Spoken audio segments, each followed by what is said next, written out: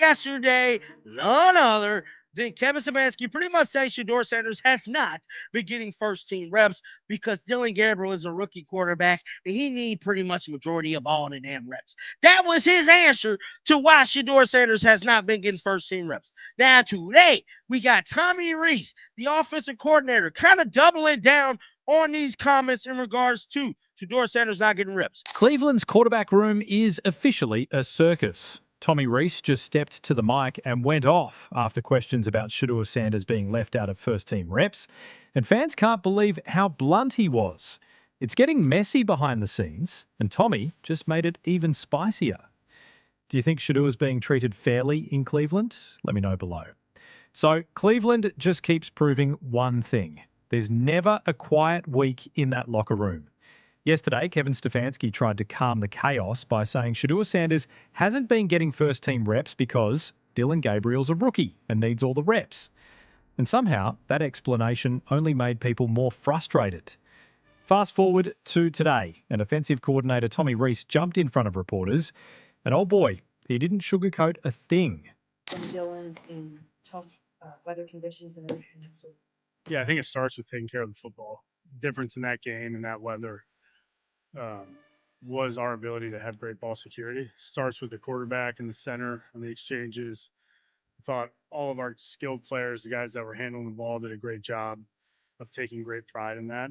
And that was the difference in the game, really, at the end of it, right? You look at numbers and all that, it's equal. And then you look at the turnover battle, and our defense and special teams forced a bunch, and our guys were able to take care of it, and we could capitalize on two of them. But for Dylan individually to manage the game in tough conditions, especially there early, to have, there were some plays there that he's probably not throwing it because you get a ball that's wet and he made the right decision to take care of it. So whether it was extending plays with his legs, with, scrambling, and but proud of him in that manner. It's not an easy situation in your third start to play in that first half environment, but his ability to continue to make good decisions. Reese basically doubled down on Stefanski's words, but he added a layer of sarcasm and subtle frustration that made it clear there's tension building. When asked about Dylan's play in those tough weather games, Reese gave him every compliment in the book. Takes care of the football, smart decisions, managed the game. You could practically see the halo forming above Dylan's head. But when Shedeur's name came up, suddenly Reese started talking about unique challenges, limited reps, and creative ways to develop both rookies. Translation, we're winging it. And that's exactly why fans are losing it. Because let's be real, the rookie needs more reps excuse makes no sense when both guys are rookies. You can't say Gabriel deserves all the practice time just because he's new, when Shedeur's also new. They're both in the same boat, but somehow only one gets to row.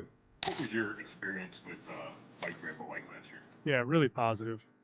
Obviously, he was in the tight end room there for the first couple months he was here, and he and I bonded really probably when we were at the Greenbrier. Like, we were in the same office for the whole time there, and really connected. I think we see the game in a similar light. There's some mutual people we both worked with or know that probably helped, form that bond, but really appreciative of his guidance and, still a young coach, and, he's been in the league for a long time, both as a player and coach. So for myself to be around him was really positive, and, happy for him and where he's at now, and excited to see him. Texted with him a few times this week, and throughout the season we've kept in touch. So really think highly of Raves, and excited to coach against him.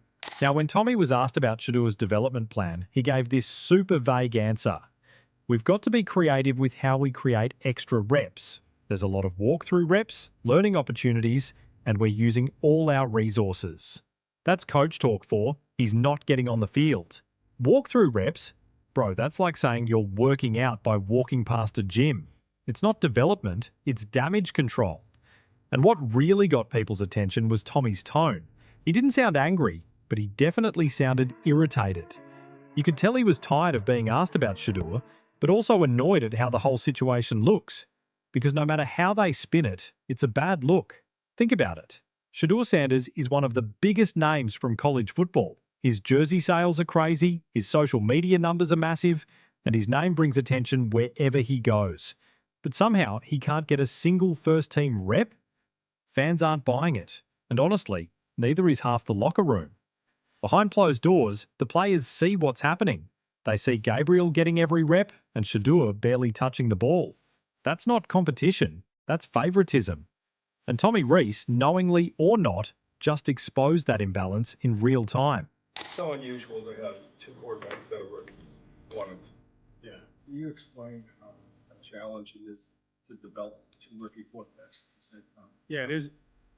Yeah, especially when you're getting one, you got to get a rookie ready to play in the games, help your team, and then you want to continue to develop so everyone's a snap away. So we're all hands on deck. I would say it's a total group effort. Kevin, myself, Musgrave, it's all hands on deck to try to make sure both are ready to play. You have to maximize opportunities, even if there aren't a ton of reps to go around. You got to be creative with how you create some extra reps, specifically to get Shedeur ready if you can't get a bunch of reps there. So the good news is both guys have bought in and doing a good job of working hard and understanding how important those opportunities are, to be ready for the team. So it is a unique situation. I don't know how many times it's probably happened, but probably not a lot. And we have the right two guys mentally right now in their demeanor and how they're prepping and how they're coming to work every day. I think we've put together a good plan, starting with Kevin and then pouring through the rest of the staff to make sure that those guys feel prepared to go play on Sunday. Now, to be fair, Reese did try to sound diplomatic at times. He said both guys were bought in, that they were mentally prepared, and that they understand the process. But if you listened closely, you could hear the frustration in his voice. He mentioned it's rare to have two rookie quarterbacks to develop at once, and he's right, it's not normal. Usually one rookie's developing while the other sits and learns. But this isn't a typical situation. You've got Shedeur Sanders, a kid who's been trained by Deion Sanders since he could hold a football. He's been in the spotlight for years, handled pressure, played at Colorado, and delivered in big games. Then you've got Dillon Gabriel, solid player, great college career, but not nearly the same spotlight. That you're getting Shedeur ready to play because we heard yesterday that Duncan all the reps now. Yep. We know about the post practice and stuff like that, but is there anything maybe during the week that you guys are doing that we don't know that some kind of unique to make sure that he's ready to play as well? Yeah, I'd rather keep probably those in house, just some of the tactics there. But, there's a lot of walkthrough reps that go around. There's a lot of learning opportunities that go around. There's reps built into practice that are still game plan reps that might not be with the first group all the time. So definitely using all the resources we have to make sure that we maximize them. So why is Shedeur the one sitting quietly on the sidelines? Because Cleveland, once again, has no clue how to handle star power. Every time they get a player with a personality, it turns into drama. Baker Mayfield, drama. OBJ, drama. And now Shedeur Sanders. The pattern continues. And Reese, even if he doesn't want to admit it, knows this whole setup is a ticking time bomb. When a reporter asked how they're keeping Shedeur ready without reps, Reese's answer was almost laughable. We've got to be creative. We're using walkthroughs and unique tactics. That's like saying you're teaching someone to swim by describing water. You can't creatively prepare a quarterback for the NFL. You have to let him play. You have to give him reps with the starters so he can learn the timing, the chemistry, the rhythm. You can't simulate that from the sidelines. And Reese knows that, which is why his comments came off more like a frustrated teacher than a confident coach. In terms of helping both of those guys, with what they need. Yeah, I mean, he's played in this league. He's been around, some really good players and has a wealth of knowledge. I think he's been fundamental in the opportunities where he can kind of offer some guidance, offer some thoughts. And I'd also say like Deshaun's been great and he's played a long time and his relationship with Dylan's really been positive. He goes out of his way to help him talk through some coverages, talk through things that he sees. And I think both Bailey and Deshaun just the ebbs and flows, the ups and downs of playing the position in this league and like what comes with it. I think as much as anything, those guys help two young players manage the day-to-day of being an NFL quarterback, both guys that have played at early points in their career. And I think their perspective and guidance on that's really important. He also mentioned Deshaun Watson and backup Bailey helping the two young QBs understand the ups and downs of being in the league. That's fine, but let's be honest, advice only goes so far. Shedeur doesn't need pep talks, he needs snaps. And the fact that Reese admitted it's hard to get both guys ready says a lot. It's not that Shedeur's not ready, it's that they're not giving him the chance to prove he is. The fans are noticing. Even local reporters are hinting that this coaching staff might be playing politics. Because when a player like Shedeur brings this much attention, it's impossible to ignore him, unless you want to.